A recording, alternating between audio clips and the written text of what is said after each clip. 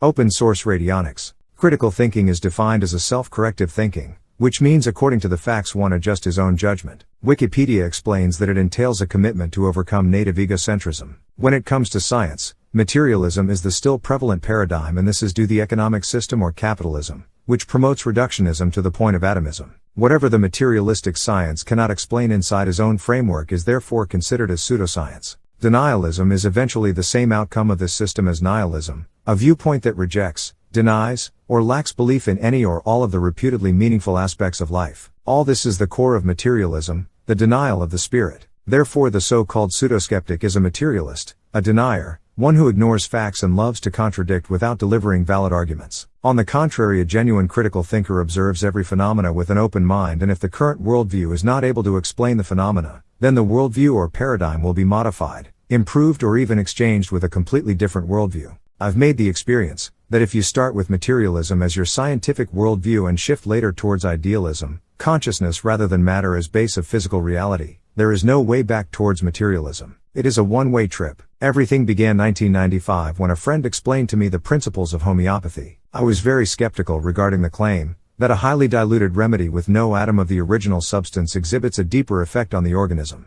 Without delay, I experimented with homeopathic remedies on myself and entered a fascinating world. My worldview was obsolete. I lived for 20 years since then in a state of observing rather than judging. Eventually I accepted that pure consciousness must be the base of physical reality, and that matter, space and even time is a byproduct of multiple individual conscious beings communicating and generating a framework for a common reality. How else could I explain non-local and synchronistic phenomena? I threw my former materialistic worldview overboard. It was outdated. Yes, sure, it got some upgrades with the usual quantum mechanics stuff, but it became useless after I experienced so many strange phenomena, or how I love to say phenomenons. 2015, 20 years later, I got in touch with Radionics, and that was again a game changer. I could not believe that a Radionics device is able to produce homeopathic remedies and therefore build one myself. I learned the principles of Radionics from several books and websites, researching text and images of older devices. Instead of blocking the opportunity by denying the possibility of a totally new type of technique, I just began to experiment, and I entered for the second time in my life a stargate which teleported me to another world. If you find it hard to believe in homeopathy, then Radionics is the Mount Olympus of the unbelievable.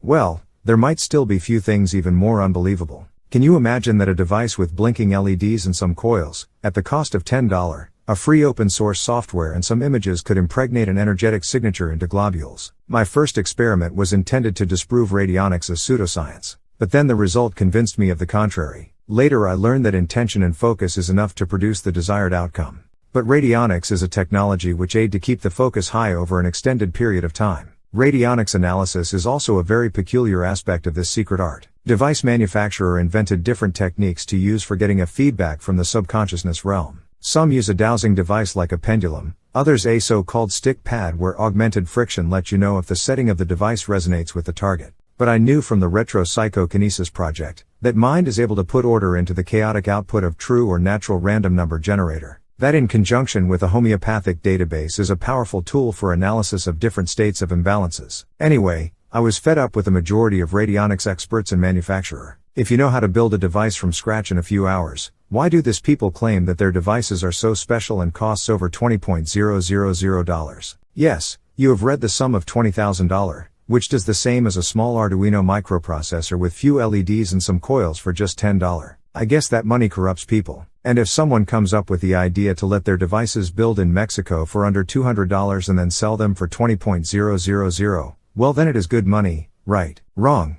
Because they don't tell their customers the truth about Radionics. They claim that their devices radiates some particular energy form that only their device are able to produce. They insist that the mind of the operator has nothing to do with the working of Radionics. Even worse, they try to keep a monopole on the entire thing by keeping people in pure ignorance. Where is here the difference towards materialism? None.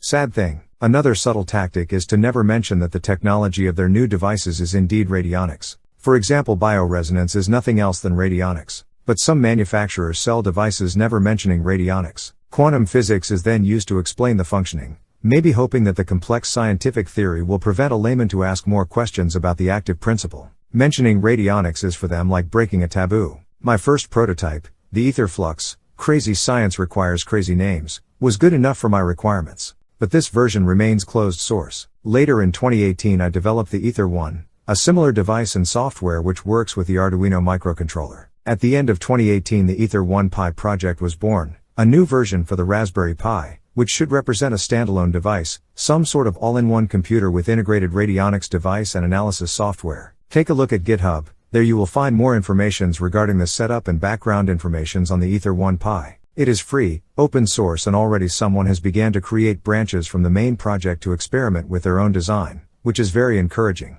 And some use the open source design to produce low-cost Radionics devices. Links: github.com, radionics.home.